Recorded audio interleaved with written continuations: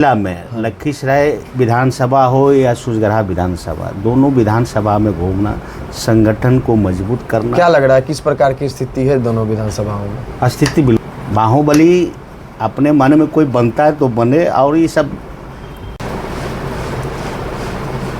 लखीसराय के आतंक को नहीं मिलेगा सूर्यगढ़ा विधानसभा से टिकट।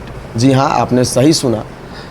केंद्रीय मंत्री सह मुंगेर लोकसभा के सांसद ललन सिंह जी के द्वारा एक प्रेस वार्ता के दौरान जो सोशल मीडिया पर लाइन आया था, वह पूरे सोशल मीडिया को एक तरह से हैक कर लिया और सनसनीखेज खबर बन गया।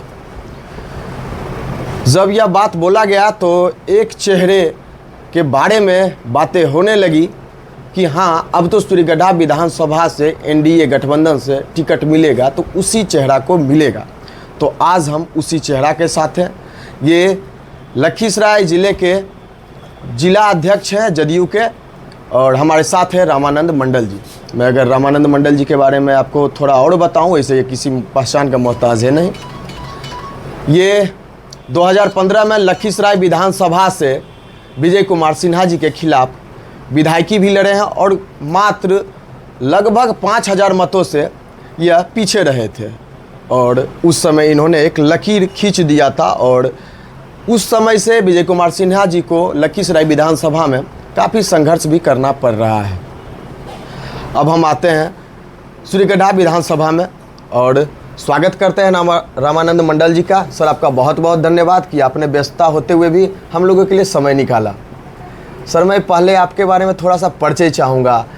एक रामानंद मंडल एक चेहरा है, इनको तो सब जानता है, लेकिन इनके बारे में ये कोई नहीं जानता कि इनका घर कहाँ है, इनका पेशा क्या था, प्राथमिक शिक्षा कहाँ हुआ। मैं इन सब बातों को भी थोड़ा जानना चाहूँगा। आपको भी बहुत बहुत धन्यवाद। मेरा जन्मभूमि से शुरुआत कर देते हैं। मेरा जन्मभूमि रामचंद्रपुर पंचायत, रामचंद्रपुर गांव में हुआ था, जो पिपरिया प्रखंड में पड़ता है। हमने प्राइमरी से लेकर के हाई सेकेंडरी यानी मैट्रिक तक का शिक्षा दीक्षा रामचंद्रपुर में ही लिए। रामचंद्रपुर महावीर प्रसाद उच्च विद्यालय रामचंद्रपुर से मैट्रिक पास किए। उसके बाद आकर के फिर यहाँ कॉलेज में एडमिशन लिए, आईएससी किए।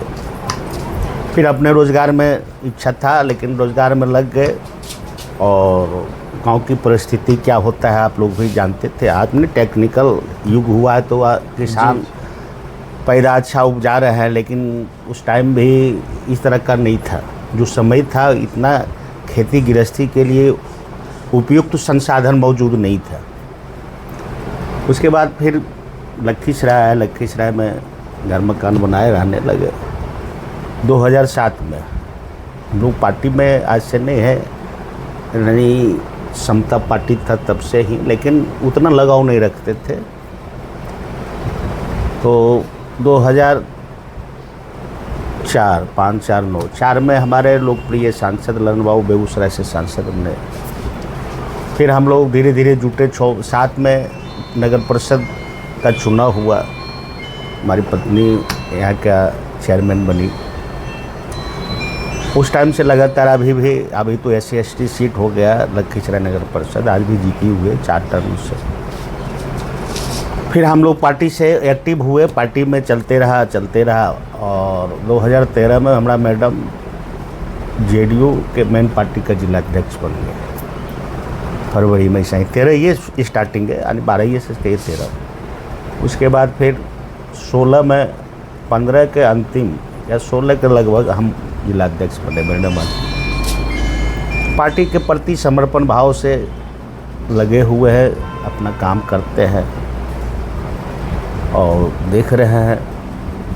तो विशेष तो और वही है फिलहाल, ऐसे ज़्यादा तो क्या बताएं। पार्टी के प्रति हम लोग पूरे परिवार सब समर्पित भाव से काम करते हैं, जिसके चलते माननीय मुख्यमंत्री जी और आदरणीय ललन बाबू और जो भी पार्टी के वरिष्ठ नेता है सभी से जान पहचान। ये तो राजनीति में आने का आपका क्रम एक तरह से हो गया। मगर वर्तमान स्थिति में हम आते हैं तो 2015 में आपने पूछे थे कि भाई आप जानते थे कि लखीसराय, इसलिए आप हमको जी बता देना पड़ा। जी अब हम उसके बाद दूसरे क्रम में आते हैं।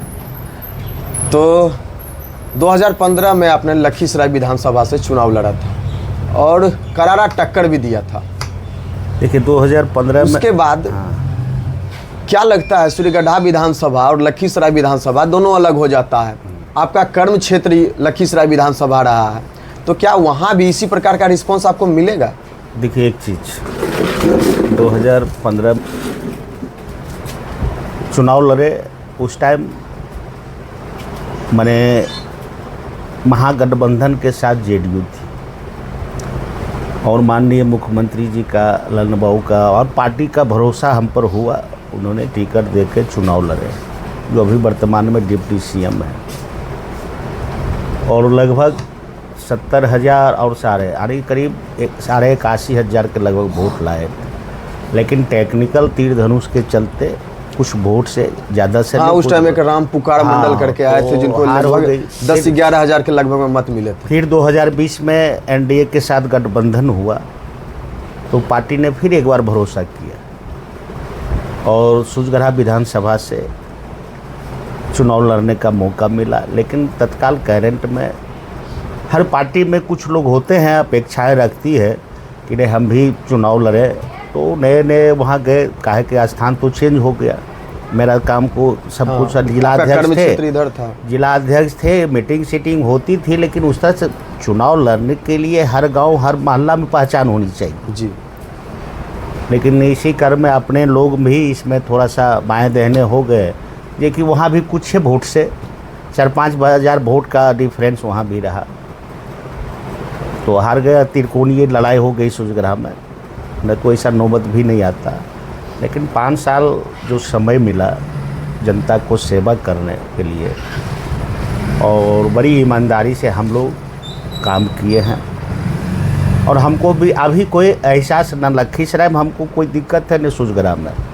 मैंने कहीं मैंने आराम से हम लोग जाते हैं। सभी पार्टी के तरफ से आश्वस्त हैं कि टिकट आपको मिल जाएगा। जाएगा। पार्टी के तरफ से तो पार्टी जाने, लेकिन अपेक्षा तो हम रखते हैं। जैसे कि था ना कि जब तक प्रहलाद यादव को लग रहा था कि एनडीए क्या लड़ रहे हैं, उनका एक दिन का जो बयान है वह आता है ललन जी के समर्थन में, और दूसरे दिन जो है उनका जो बयान है वो बदल जाता है। वो अभी वर्तमान में माननीय विधायक है, कहाँ है नहीं है हम लोग को कोई लेना देना उनसे नहीं, हमारे पार्टी से उनका कोई लेना देना नहीं। आप किनके साथ है नहीं है वो जाने, लेकिन जेडीयू में उनका कहीं कोई ये नहीं है। बिहार में सरकार बनाने में जहाँ तक 2-4 विधायक जो है एक अपना स्थान रखते हैं, हम भूमिका निभाया, उनमें एक प्रहलाद यादव भी आते हैं जिन्होंने राजद का दामन छोड़ अब गए वो अपने स्वार्थ के लिए कि दूसरे के भलाई के लिए, तो वो बताएंगे उनको। हम तो जिनके द्वारा उनको लाया गया था, जिन शर्तों और वादों के साथ उनको लाया गया, समझेंगे। हमारे पार्टी के जो हमारे माननीय नेता है ने साफ शब्द में कह दिए कि जनता दल यहाँ देखिए 2 सीट है, एक बीजेपी एक जेडीयू लड़ेगी, ये तय है। आगे भी 2000 ऐसी तय हुआ था 2020 में एनडीए के साथ। तो उस परिस्थिति में जो उच्च नेतृत्व है उनका आशीर्वाद मिलेगा तो चुनाव लड़ेंगे ही। अपेक्षा कौन है, बहुत से लोग रखे हुए हैं, लेकिन उनका हम लोग के पार्टी में कोई एंट्री नहीं है। अच्छा, जहाँ हैं जिनके साथ है वो जाने क्या। अच्छा, लखीसराय का आतंक कहने से जो तात्पर्य लगा लिया गया कि प्रहलाद यादव को ही कहा जा रहा है, उन्होंने साफ शब्दों में नाम नहीं लिया था, क्या अब यह बात कन्फर्म हो गई है? देखिए आप एक चीज़ बता कि अभी भी इसको आशंका में रखा गया है? यह तो एक अनुमान एक तरह से लगाया जो माननीय हमारे लोकप्रिय सांसद ललन बाबू हुआ है, माननीय अशोक चौधरी जी थे, वहाँ एक विभागीय ग्रामीण विकास कार्य का था, सड़क योजना पुल पुलिया का शिलान्यास उद्घाटन, उसमें माननीय अशोक चौधरी जी भी थे। उन्होंने यही कहे कि सूर्यगढ़ा विधानसभा से कोई आतंकी का टिकट नहीं मिलेगा, यही शब्द न बोले, किसी का तो नाम नहीं लिए। तो आतंकी में बहुत से लोग होते हैं, हो सकता है उसमें हम भी रहें, लेकिन अगर कोई अपने ऊपर ले लेता है तो समझिए वो आतंकी है। अच्छा, अगर हम अपने ऊपर ले लेते कि हम ही को ललन बाबू का है तो हम आतंकी हो गए। अगर जो ले लिया अपने ऊपर कि नहीं ललन बाबू हमको कहे तो समझ ली वो आतंकी। इसमें कहीं कोई कन्फ्यूजन की ज़रूरत नहीं है। जब हमारा नाम ही नहीं बोलिए तो हम क्यों अपने ऊपर हमले अपना बोल दिए बहुत से लोग हैं आतंकी। लेकिन अगर कोई व्यक्ति विशेष इस चीज़ को अपने ऊपर लेता कि नहीं हम ही को कह के गए तो वो समझे तो तू आतंकी हो गए। ये सब कोई ज़्यादा ये नहीं है। कुछ लोग के छटपटाहट हो जाती है, व्याकुलता बढ़ जाती है। तो हमारे पार्टी के जो उत नेतृत्व हैं, हम सबों का नेता आदरणीय मुख्यमंत्री नीतीश कुमार जी हैं, और हम लोग का यहाँ का नेता और हमारे गार्जियन आदरणीय ललन बाबू हैं, माननीय अशोक चौधरी जी हैं, सरवन बाबू, कई ऐसे नेता हैं जी। जो फैसला होगा। हम लोग तो एक सिपाही है उनका, जनता दल का एक सिपाही है। सिपाही के तौर पर हम लोग सब इन काम करते आ रहे हैं, आज भी कर रहे हैं, करते क्षेत्र में घूम रहे हैं, कैसा रिस्पॉन्स आ रहा है? क्षेत्र में रिस्पॉन्स क्या आएगा? हम लोग तो आज से नहीं है ना, चुनाव लड़ने के बाद एक दिन मेरा एब्सेंट नहीं है। प्रहलाद यादव जो है बाहुबली के रूप में भी देखे जाते हैं, रहने दीजिए बाहुबली। तो क्या डर नहीं लगता आपको? एनडीए की सरकार में और खास करके नीतीश कुमार जी की सरकार में कोई बाहुबली नहीं है, कोई बाहुबली नहीं है। वो सब छोड़ दीजिए, 2020 में लड़के फरियाद लिए हैं, अब तो 25 आने वाला है। अब तो एक एक चीज़, एक एक गांव, एक एक गली पूरे जिला का हमको देखा हुआ है। क्या लगता है कि पुनः या राजद का भी दामन थाम सकता है? हार जीत वो अलग चीज़ है, मान लीजिए उनके भाग में था, जीत गए। लेकिन हम तो लखीसराय विधानसभा और सुजगढ़ा विधानसभा एक एक गांव, एक एक गली देखा हुआ है, और कोई यहाँ बाहुबली नहीं है इस जिला में। माने कोई ऐसा चर्चे नहीं कीजिए कि फलना बाहुबली है, चिल्ना बाहु। अरे आपको आना, आइए फरियाइए, जिसको पार्टी टिकट देती है वो चुनाव लड़ेगा। 2020 के चुनाव में कहाँ कुछ कमियां रह गई थी जिसके कारण पराजय का सामना अपने करना लोग पड़ा? ही अपने इस तरह का हुआ था, वो एहसास हुआ। हम लोग जब समीक्षा किए कि अपने हैं लोग ही ने इस तरह का षड्यंत्र रच करके चुनाव का हारने का कारण है, अपने लोगों में कहीं न कहीं चूक हुई, जिसके चलते चुनाव तो कोई विशेष से नहीं आ रहे, थोड़ा बहुत तो ये सब चलते रहता है। मेरे चैनल के माध्यम से अपने क्षेत्रवासियों को क्या कुछ संदेश देना चाहते हैं? आपके चैनल के माध्यम से हम संदेश क्या दें? मैं उनका आभार प्रकट करता हूं कि फिर से 2025 और एनडीए की सरकार बने, और हमारे माननीय नेता आदरणीय मुख्यमंत्री नीतीश कुमार जी का एक ही और पार्टी का एक ही संकल्प है एनडीए का कि 2025 225 फिर से नीतीश। और इस सरकार में जो काम हो रही है एनडीए सरकार में, आप देख रहे हैं कि जो माननीय मुख्यमंत्री जी हैं उनका सोच को देखिए। बाकी कितना काम किया गिनाने में तो बहुत टाइम लगेगा, लेकिन हाल फिलहाल 1 महीना के अंदर पेंशन 400 से 1100, 125 यूनिट बिजली फ्री। किसका इसमें किनको फ़ायदा होगा? ज़्यादा से ज़्यादा जो गरीब है, हर जात में गरीब होते हैं, कोई दलित महादलित गरीब कह करके नहीं होता है, लेकिन हर जात में, हर वर्ग समुदाय में लोग गरीब कमज़ोर होते हैं, गरीब हैं, जो मजदूरी करते हैं, तो उनको फ़ायदा मिल रहा है। तो कहाँ जाएगा एनडीए सरकार? एनडीए गठबंधन के सिवा और दूसरी जगह नहीं जाएंगे वो लोग। सब आप सब समझदार हो गया क्या? ज़्यादा का लोग वोट नहीं देते हैं एनडीए में? बहुत लोग जो पढ़े लिखे हैं, जो नौजवान है, जो समझता है कि नहीं एक सरकार है जो सबके ले करके न्याय के साथ विकास करने वाला है, तो एनडीए सरकार ही है बिहार में, और उसका नेता नीतीश कुमार जी ही कर सकते हैं। कितना नौकरी मिल रहा है अभी? नौजवान को नौकरी मिल रहा है ना, एक बार 1 लाख 2 लाख निकलता है, अब फिर निकलेगा। तो इतना कभी बिहार में और कोई स्टेट में अभी हम खास करके हमारे महिलाओं के लिए देखिए, फोर्स देखिए, जहाँ तहाँ हमारे जो बच्चे बच्चियाँ हैं राइफल लेके रोड पर, जो दूसरे के सुरक्षा पर डिपेंड करता था, आज वे बच्चियाँ स्वयं दूसरे को सुरक्षा प्रदान कर रही है। ये तो गर्व की बात है। ये है बिहार।